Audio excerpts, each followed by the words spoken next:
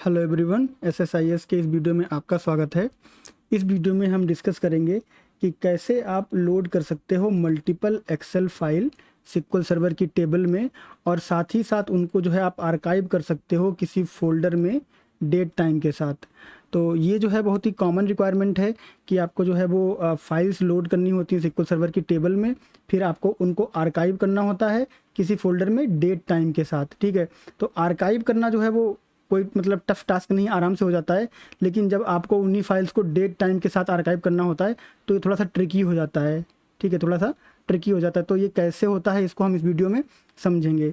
और यहाँ पर जो है ये लिखा है कि एक्सेल फाइल्स, ठीक है, तो ऐसा कोई ज़रूरी नहीं है कि ये आप सिर्फ एक्सेल फाइल से लोड कर सकते हो। यहाँ पे कोई भी फाइल है आपकी, उसको लोड कर सकते हो और फिर उनको जो है डेट टाइम के साथ आप आर्काइव कर सकते हो। आपका कनेक्शन जो है वो बदल जाएगा। एक्सेल फाइल की केस में आपका एक्सेल कनेक्शन रहेगा, और अगर आपकी कोई CSV फाइल रहती है तो आपका जो है वो उस तरह से CSV के लिए कनेक्शन बन जाएगा। टेक्स्ट फाइल रहती है तो टेक्स्ट के लिए कनेक्शन बन जाएगा, या कोई और टाइप की फाइल रहती है तो वैसा आपका कनेक्शन जो है वो बन जाएगा। तो सिंपली जो है वो हम लोग फाइल्स लोड करेंगे सिक्वल सर्वर की टेबल में, और उनको जो है एक फोल्डर में आर्काइव कर देंगे डेट टाइम के साथ। ठीक है, तो बेसिकली यहाँ पे जो कॉन्सेप्ट यूज हो रहा है वो ये हो रहा है कि हमारे पास जो ओरिजिनल फाइल होगी मे बी abc.xlsx, ठीक है, तो ये फाइल हमको लोड करनी है, और लोड करने के बाद में इसका नाम जो है वो हो जाएगा ABC, और उसके बाद में यहाँ पे जो है वो आपका कुछ डेट टाइम आ जाएगा। ठीक है, डेट टाइम, उसके बाद में .xlsx, और ये जो डेट टाइम है ये आपको फाइल के नेम और इस एक्सटेंशन के बीच में जो है वो ऐड करना होता है। तो यहीं पे जो है वो सारा ट्रिक लगता है कि कैसे आप जो है वो इसको ऐड कर सकते हो। और डेट टाइम में आपका जो है वो उसका एक फॉर्मेट होता है। ठीक है, फॉर्मेट में जैसे कि आपका जो है वो यहाँ पे ईयर रहेगा 2021, उसके बाद में जो है मंथ रहेगा, जो भी है मंथ, और उसके बाद में डेट रहेगी। ठीक है, और उसके बाद यहाँ पे आपका जो है टाइम रहेगा। तो टाइम क्या है, टाइम आपका जो इस तरह से कुछ होता है, जैसे मान लो यहाँ पे जो है वो 23 और कॉलन, फिर 11 कॉलन, कुछ भी वैल्यू है उसके बाद में कॉलन। तो ये जो कॉलन और डॉट वगैरह होते हैं ये आपके फाइल नेम में जो है वो एक्सेप्टेड नहीं होते हैं, तो आपको जो है वो ये सारे रिप्लेस करने पड़ते हैं। यही सारी जो है वो यहाँ पे ट्रिक्स लगती हैं। तो इसको कैसे हम लोग इम्प्लीमेंट करेंगे इसको हम देखेंगे। तो सबसे पहले हम लोग जो है वो समझ लेते हैं इस स्ट्रक्चर को थोड़ा सा, और चलते हैं फोल्डर लोकेशन पे। तो यहाँ पे हमारे पास जो है वो 4 फाइल हैं जो कि हमारी सोर्स फोल्डर में हैं, और उसके बाद में इस आर्काइव फोल्डर में हमारे पास अभी कुछ भी नहीं है। तो हम क्या करेंगे, इस सोर्स फोल्डर में जाएंगे और यहाँ से एक एक फाइल उठाएंगे, इस फाइल को उठाएंगे और उसको डेटाबेस में लोड करेंगे, और उसके बाद डेस्टिनेशन फोल्डर में यहाँ पे जब फाइल आएगी तो इस फाइल का जो नाम है, इस फाइल के नाम में डेट टाइम यहाँ पे ऐड हो जाएगा, और यही प्रक्रिया सारी फाइल्स के साथ होगी। ठीक है, अब ये फाइल आपके पास इकट्ठी हैं, या फिर डेली आ रही हैं, वीकली आ रही हैं, या फिर एक आर्ली आ रही हैं, जैसे भी आ रहे हैं उससे कोई फ़र्क नहीं पड़ता है। आपका प्रोसेस जब बन जाएगा तो जब भी वो प्रोसेस रन होगा वो सिमिलर ऑपरेशन जो है वो उस पर परफॉर्म करता रहेगा, फाइल्स पे परफॉर्म करता रहेगा। ठीक है, तो ये जो डेटा हमारा लोड होगा वो कहाँ लोड होगा, वो हमारा सिक्वल सर्वर की इस पर्टिकुलर टेबल में लोड होगा, जो कि अभी बिल्कुल खाली है। ठीक है, तो अब हमें क्या करना है कि सारा सिनेरियो हमने जो है वो देख लिया है। अब हमें क्या करना है, एक पैकेज जो है वो क्रिएट कर लेना है। तो पैकेज क्रिएट करने के लिए हम चलेंगे विजुअल स्टूडियो पे, और यहाँ पे राइट क्लिक करके एक पैकेज नया जो है वो क्रिएट कर देंगे। हमारा पैकेज क्रिएट हो गया है। इसके बाद में जो है इस पैकेज का आप नाम जो है वो चेंज कर सकते हो, हम इसका नाम हम चेंज नहीं कर रहे हैं। ठीक है, अब हम जो है वो प्लान कर लेते हैं कि हमें जो है वो करना क्या है। हम लोग डिस्कस कर चुके हैं, उसका हम लोग जो है प्लान कर लेते हैं। तो यहाँ पे जो है वो आपको वेरिएबल सेक्शन में जाना है। ठीक है, अब आप यहाँ पे जो है वो कितने वेरिएबल बनाओगे, 5 वेरिएबल हम लोग यहाँ पे बनाएंगे। ठीक है, और उसके बाद में उनका नाम और उनका यूज जो है वो मैं आपको एक एक करके बताता हूँ। सबसे पहले आपका रहेगा आर्काइव फोल्डर का पाथ, कि जहाँ पे हम उसको आर्काइव करने वाले हैं। ठीक है, तो आर्काइव फोल्डर का पाथ हमारा जो है वो स्ट्रिंग टाइप का रहेगा। यहाँ पे आते हैं, और इसके बाद में आर्काइव फोल्डर का पाथ हम यहाँ से ले लेते हैं, ये वाला, और इसको यहाँ पे जो है वो पेस्ट कर देते हैं, और इसमें यहाँ पर एक फॉरवर्ड स्लैश लगा देते हैं। दूसरा जो हमारा रहेगा वो रहेगा हमारा सोर्स फोल्डर का पाथ, कि जहाँ पे हमारी सारी फाइल्स रखी हुई हैं, और सोर्स फोल्डर का पाथ भी हम कॉपी कर लाएंगे और उसको यहाँ पे रख देंगे। तो ये पाथ हमें यहाँ पे मिल जाएगा। ऑल राइट, और इसके बाद में हमें चाहिए है फाइल नेम। ठीक है, फाइल नेम हमें क्यों चाहिए है, क्योंकि सोर्स फोल्डर और फाइल नेम मिलके जो है कंप्लीट पाथ बनेगा। ऐसे ही आर्काइव फोल्डर और फाइल नेम मिलके जो है वो कंप्लीट पाथ बनेगा। और जब हम आर्काइव करेंगे तो फाइल नेम पे हम ऑपरेशन करेंगे, इसको एक्सटेंशन से अलग करेंगे और इसका नेम अलग करेंगे, एक्सटेंशन अलग करेंगे, इसलिए इसमें नेम और एक्सटेंशन दोनों रहेगा। ठीक है, इनिशियली इसमें नेम और एक्सटेंशन दोनों रहेगा। तो अभी हम इनिशियली क्या करते हैं, कोई भी एक जो है वो फाइल नेम कॉपी कर लेते हैं और उसके बाद में डायनेमिकली ये चेंज होगा रन टाइम पे। जब हम फॉर ईच लूप जो है लगाएंगे, जो कि अभी हम इम्प्लीमेंट करेंगे इस प्रोसेस में, तो वहाँ पे जो है वो डायनेमिकली चेंज हो जाएगा। अभी हम इसको स्टैटिकली रख रहे हैं। और ये जो फाइल नेम है इसमें एक्सटेंशन के साथ आया हुआ है हमारा। जब हम आर्काइव करेंगे तो हम क्या करेंगे, इस फाइल को अलग कर देंगे, इस नेम को, और इस एक्सटेंशन को अलग कर देंगे, और यहाँ पर डेट टाइम जो है इंट्रोड्यूस कर देंगे और फिर से दोनों को कॉन्केटिनेट कर देंगे। ठीक है, तो वो ट्रिक हमें यहाँ पे जो है वो अपनानी रहेगी, और उसको कैसे करेंगे वो हम लोग जो अभी समझेंगे। तो अब अगला जो वेरिएबल हमारा रहेगा वो हमारा रहेगा कि full source file path name. ठीक है, इसको मतलब काफ़ी कॉम्प्लेक्स नाम हो गया है, इसको आप सिंपली समझ सकते हो कि ये जो है वो सोर्स फाइल का पूरा पाथ रहेगा, फोल्डर एक्सटेंशन सब कुछ मिला के। ठीक है, और ये कैसे रहेगा इसको हम जो है यहाँ पे बना देते हैं। और जो वेरिएबल है यहाँ पे आप एक बार जिस वेरिएबल के साथ आपको ये करना हो, क्या करना हो, इवेल्युएट एज एक्सप्रेशन। ठीक है, तो उसको जो है वेरिएबल को अगर आपको करना है इवेल्युएट एज एक्सप्रेशन ट्रू, तो आप क्या करते हो, वेरिएबल को सिलेक्ट करते हो और उसको करते हो F4। ठीक, तो उसके बाद में आपके पास यहाँ पे ऑप्शन आता है इवेल्युएट एज एक्सप्रेशन। तो अभी ये फॉल्स है, इसको हम ट्रू कर देते हैं। ठीक है, और ट्रू जब करेंगे तो क्या फ़ायदा होगा आप अभी देखोगे। ठीक है, ये यहाँ पे एक्सप्रेशन टाइप का बन गया है। ठीक है, अब एक्सप्रेशन टाइप का बन गया है तो यहाँ पे हम क्या करने वाले हैं, इसको हम क्लिक करेंगे यहाँ पे, और यहाँ पे जो हमारा सोर्स फोल्डर पाथ है उसको लाएंगे और इसको कॉन्कैटिनेट कर देंगे हम फाइल नेम के साथ। ठीक है, इसको कॉन्कैटिनेट कर देंगे फाइल नेम के साथ, तो हमें जो पूरा पाथ मिल जाएगा यहाँ पे। ठीक है, तो इसको मैं ओके कर देता हूँ, तो पूरा पाथ मिल गया। अब इस जो इतना लंबा सा चौड़ा नाम है यहाँ पे, इसका मतलब आपको समझ में आ गया है कि ये पूरा पाथ जो है वो बता रहा है हमारा, मतलब सोर्स फोल्डर और फाइल नेम सब कुछ बता रहा है। ऐसे ही हमें जो है वो बनाना है कि आर्काइव में जो फाइल होगी उसका नाम जो है वो कैसे हम डिसाइड करेंगे। ठीक है, तो इसका भी थोड़ा सा लंबा नाम रखा है मैंने कि आर्काइव में जो है वो फाइल जाएगी उसके साथ में उसका नाम कैसे जाएगा। ठीक है, तो उसका नाम जो है वो उसको भी हम यहाँ पे कर लेते हैं रेडी। और रेडी करने के लिए, और हाँ, इसको भी आपको है इवेल्युएट एज एक्सप्रेशन ट्रू करना पड़ेगा क्योंकि इसको भी हम एक्सप्रेशन से ला रहे हैं। तो इसको मैं F4 कर देता हूँ, ये हमारा यहाँ पे जो है अभी फॉल्स है तो इसको मैं ट्रू कर देता हूँ। ट्रू हो गया है, तो यहाँ पर भी जो है वो एक सिंबल बन गया फंक्शन का। अब इसको जो है मैं यहाँ से एक्सप्रेशन ओपन कर लेता हूँ। अब ये एक्सप्रेशन जो है हमारा हमको बनाना पड़ेगा। ठीक है, तो सबसे पहले ले आते हैं यहाँ पे आर्काइव फोल्डर और इसको इवेलुएट करते हैं। ठीक है, ये आ गया। इसके साथ ही हम फाइल नेम को भी ले आते हैं और इसको जो है हम यहाँ पे करते हैं इवेलुएट। ठीक है, तो ये हमारा ओरिजिनल फाइल है। अब अगर आप ऐसे लोड कर दोगे तो आपकी ओरिजिनल फाइल लोड है, उसमें डेट टाइम नहीं आएगा। ठीक है, तो डेट टाइम लाने के लिए आपको क्या करना पड़ेगा, ये आपकी जो ऑर्डर लिस्ट बन है, ठीक है, और ये .xlsx है, इन दोनों को अलग करना पड़ेगा। तो इसके लिए आपको जो है वो सबस्ट्रिंग फंक्शन यूज़ करना पड़ता है। तो उसको मैं यहाँ पे जो है वो लगा देता हूँ इस तरह से। यहाँ से मैंने जो है इसको कॉपी किया है और यहाँ पे मैं इसको पेस्ट कर देता हूँ। तो अब जब आप इसको चलाओगे तो आपका जो है सिर्फ यहाँ पर ऑर्डर लिस्ट बन आएगा। ठीक है, ये फंक्शन क्या कर रहा है, यहाँ पर जो हमारा फाइल नेम का वेरिएबल है उसका फर्स्ट पोजीशन से और उसकी स्ट्रिंग को फाइंड कर रहा है डॉट तक, यहाँ पे जो छोटा सा डॉट लिखा हुआ है। ठीक है, और ये एक्सप्रेशन में प्रोवाइड करवा दूंगा, उसकी टेंशन मत लेना आप। ठीक है, तो डॉट से फाइंड करेगा और उसके बाद उसको जो है एक्सट्रैक्ट कर लेगा। ठीक है, तो ये क्या करेगा, आपको ऑर्डर लिस्ट बन जो है वो लाके दे देगा।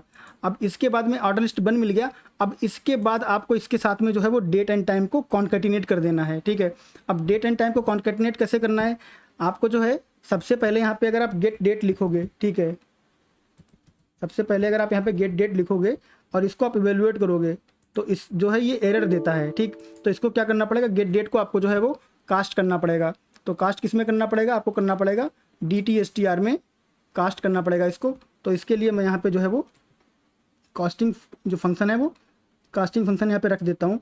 तो अब जो है आपका यहाँ पे बहुत बड़ा सा जो है वो डेट एंड टाइम आ गया है। तो धीरे धीरे हमारा जो एक्सप्रेशन है वो शेप लेने लगा है।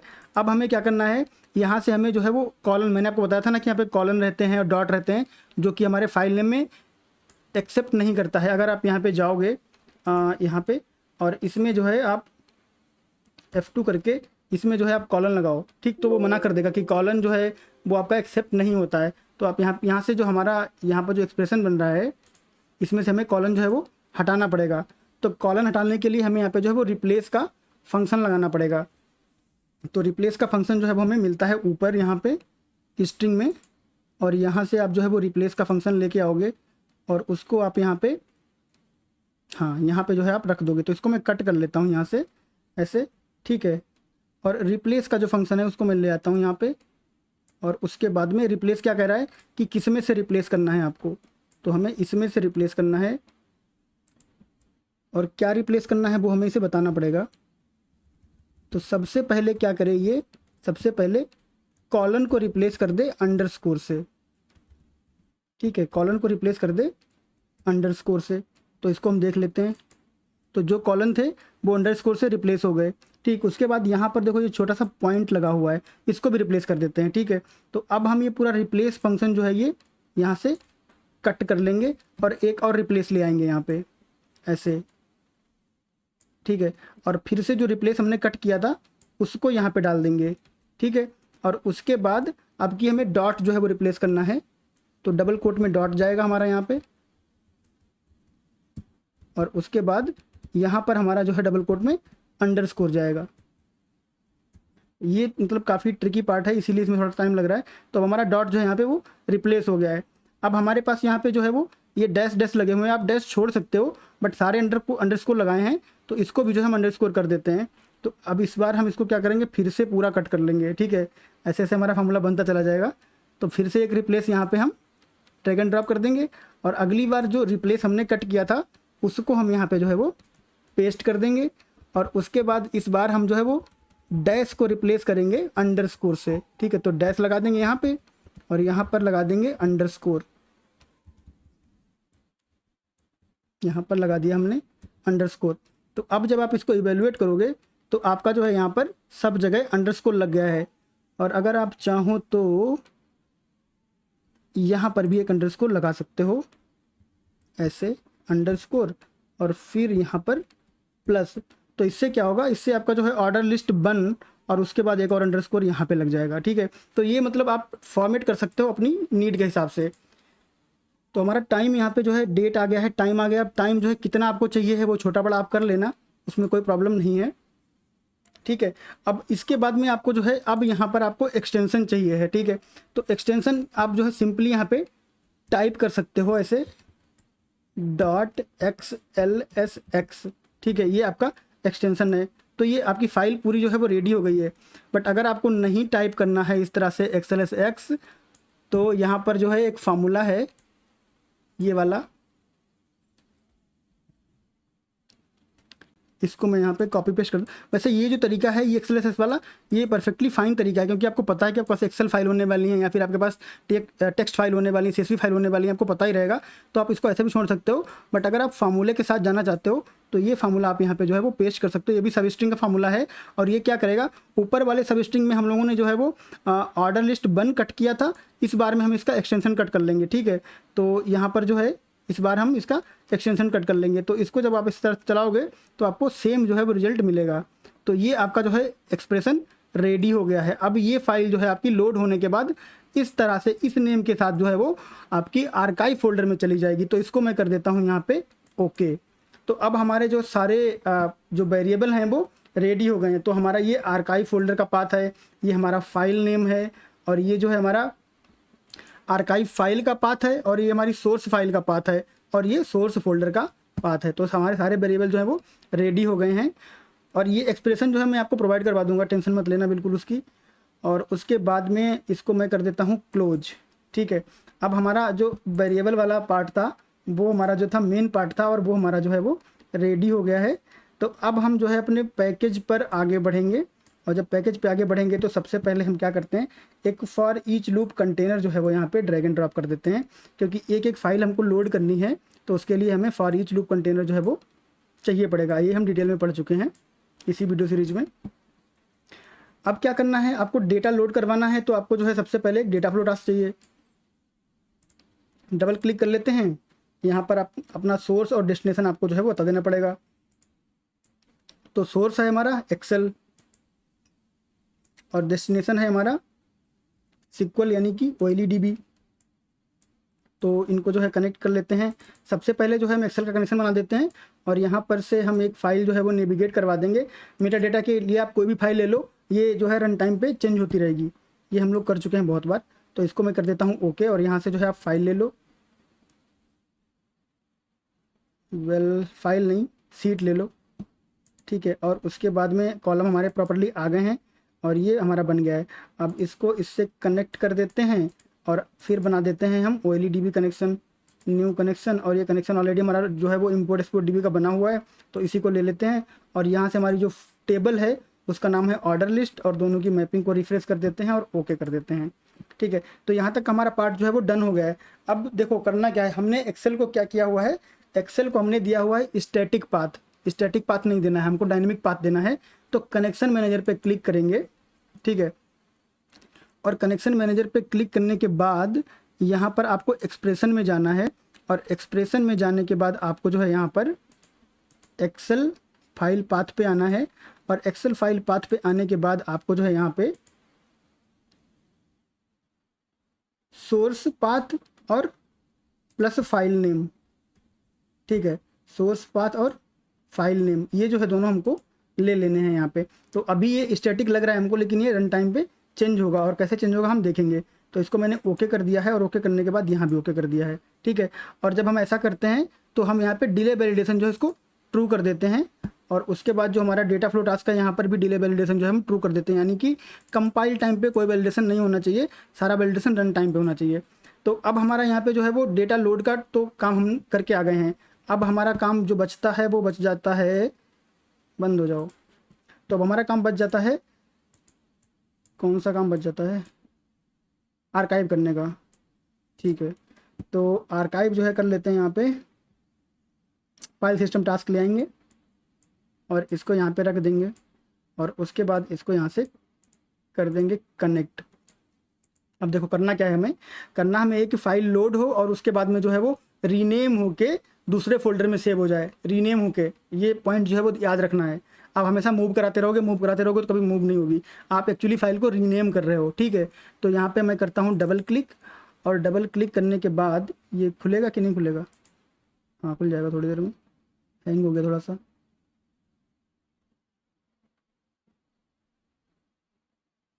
हाँ ओके ऑलराइट। तो आपका जो पाथ है वो वेरिएबल है, यस वेरिएबल है। अब ये क्या है आपका, ये डेस्टिनेशन वेरिएबल है, ठीक है। तो डेस्टिनेशन वेरिएबल के लिए हमने ऑलरेडी बनाया हुआ है आर्काइव वाला, ठीक है, क्योंकि हमारा डेस्टिनेशन जो है वो आर्काइव है। और इसको ओवरराइड करना है, हाँ ओवरराइड करना है, नहीं करना है तो अब मत करना। और दूसरा आप यहाँ पे ऑपरेशन कॉपी फाइल है, हम कॉपी फाइल नहीं कर रहे हैं, हम कर रहे हैं रीनेम, यही महत्वपूर्ण पॉइंट है, ठीक है। उसके बाद यहाँ से फिर से हम इसको कर देते हैं कि हाँ वेरिएबल है, और फिर यहाँ पर जो है हम सोर्स वाला जो पाथ है वो दे देंगे, ठीक है। तो ये दोनों यहाँ के लिए बने हुए थे, सोर्स वाला और जो है आपका आर्काइव वाला, तो ये दोनों आपके यहाँ के लिए बने हुए थे। इसको हम कर देते हैं ओके, ठीक। अब ये सेट हो गया, तो ये भी सेट हो गया, ये भी सेट हो गया। अब बचा क्या, अब बचा आपका फॉर लूप कंटेनर। इसको डबल क्लिक करेंगे, क्योंकि इटरेट तो फॉर लूप ही करेगा ना, तो इटरेट कराने के लिए आपको फॉर लूप सेट करना पड़ेगा। तो अब कलेक्शन में आएंगे और यहाँ इसको कहेंगे फाइल इनोमरेटर, ठीक है, यहाँ पे फाइल इनोमरेटर। और जो फाइल इनोमरेटर आपका है इसको आपको पाथ देना पड़ेगा। तो यहाँ पे जो है वो आप पाथ दे दो इसको, डायरेक्टरी, ठीक है। और डायरेक्टरी क्या है, डायरेक्टरी आपकी है सोर्स फोल्डर पाथ, ठीक है, सोर्स फोल्डर पाथ आपकी डायरेक्टरी है। तो ओके कर दिया। अब डायरेक्टरी जो है वो रीड कर करके फाइल लाएगी, तो हमें क्या चाहिए, फाइल नेम और एक्सटेंशन चाहिए। और सारी जो फाइल हमको नहीं लेनी, हमको ओनली लेना है। इसका मतलब क्या होता है, इसका मतलब होता है कि कोई फाइल हो, कोई फाइल नेम हो और कोई एक्सटेंशन हो, हमको फ़र्क नहीं पड़ता, ठीक। लेकिन हमें पड़ता है तो हम बोलेंगे इसको XLSX। तो अब ये जो है इधर नाम से फ़र्क नहीं पड़ता, एक्सटेंशन सारे जो हैं वो एक्सेल टाइप के होने चाहिए। और यहाँ से हमें मिलेगा क्या, नेम और एक्सटेंशन। और जो नेम और एक्सटेंशन मिलेगा ये हमारा जाएगा कहाँ, ये हमारा जाएगा इस फाइल नेम में। अब आपको समझ में आ गया कि ये फाइल नेम जो है स्टैटिक नहीं है, डायनेमिक है, बार बार चेंज होता रहेगा, ठीक है। तो इसको कर देंगे यहाँ पे ओके। तो अब जो है सब कुछ सेटअप हमारा रेडी हो गया है। और रेडी होने के बाद अब इसको जो है हम लोग रन करवा देते हैं, और फिर देखते हैं अगर कुछ चैलेंज आएगा तो उसको संभाल लेंगे, नहीं आएगा तो ऑल गुड।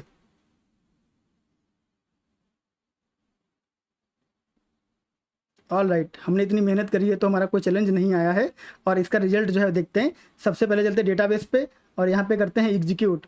तो हमारा जो फाइल में जो डेटा था वो यहाँ पे लोड हो गया है।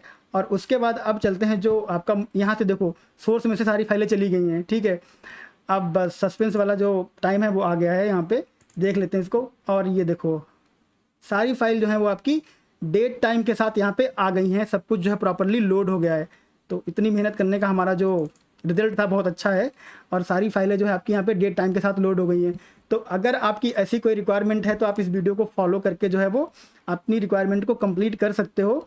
और यहाँ पर जो इतना बड़ा टाइम स्टैम्प आ रहा है इसको जो है आप छोटा कर सकते हो, कस्टमाइज करके उसको जो है लेंथ इसकी जो है उसकी लेंथ को कट करके आप जो है इसको छोटा कर सकते हो, जो भी आपकी नीड हो। या फिर जो है डेट फॉर्मेट के और बहुत सारे जो फार्मूले रहते हैं उनके हिसाब से आप इसको फॉर्मेट कर सकते हो। तो बहुत सारी चीज़ें आप कर सकते हो, उसमें कोई जो है वो चैलेंज नहीं है। तो यहाँ पर हमारा जो टास्क था कि हमें कंप्लीट करना था कि कैसे हम लोड कर सकते हैं multiple Excel file SQL server के टेबल में, और कैसे उनको डेट टाइम के साथ जो है वो सेव कर सकते हैं, आर्काइव कर सकते हैं दूसरे फोल्डर में। तो वो हमने जो है सक्सेसफुली कंप्लीट कर लिया, हमारा पैकेज परफेक्टली फाइन रन हुआ है। तो अगर आपको किसी भी स्टेप में कोई भी कन्फ्यूजन है तो आप कमेंट करके कमेंट बॉक्स में पूछो, मैं आपका डाउट जो है क्लियर करूँगा। और दैट बीइंग सेड हमारा ये वाला वीडियो है प्रॉपरली और सक्सेसफुली कंप्लीट हो गया है। तो मिलेंगे नेक्स्ट वीडियो में नेक्स्ट टॉपिक के साथ, तब तक के लिए थैंक यू, बाय बाय।